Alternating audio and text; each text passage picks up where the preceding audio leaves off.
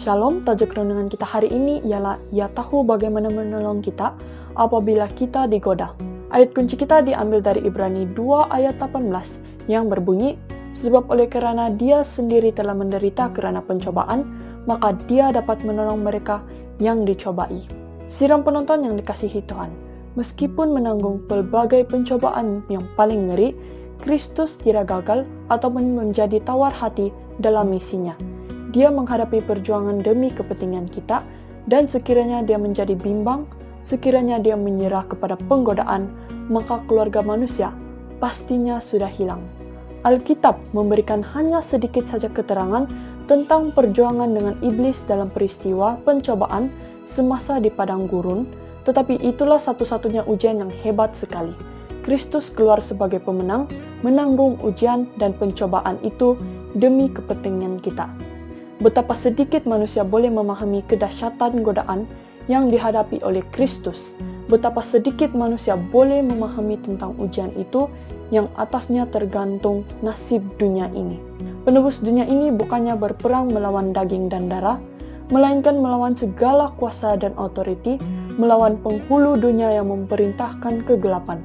Segenap syurga menumpukan perhatian kepada perjuangan ini, dan betapa satu sukacita besar di syurga kerana pertolongan telah ditanggungkan atas Dia yang berkuasa mengalahkan dan menaklukkan serta berkuasa untuk menyelamatkan.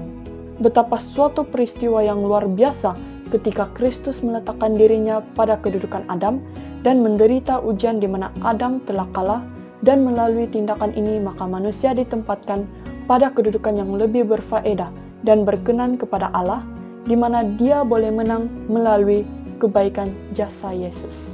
Dalam namanya dan oleh anugerahnya, maka manusia boleh menjadi seorang pemenang sama seperti Kristus juga beroleh kemenangan.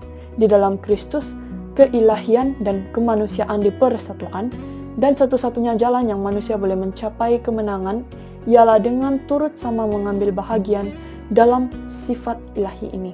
Sidang penonton yang dikasihi Tuhan, Rasul Paulus menulis, itulah sebabnya, maka dalam segala hal, dia harus disamakan dengan saudara-saudaranya, supaya dia menjadi imam besar yang menaruh belas kasihan.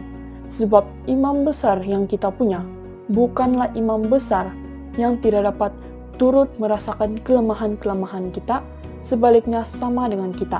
Dia telah dicobai, hanya tidak berbuat dosa. Mari kita berdoa.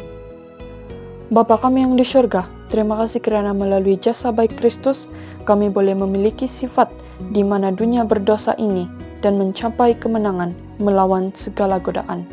Dalam nama Yesus kami berdoa. Amin.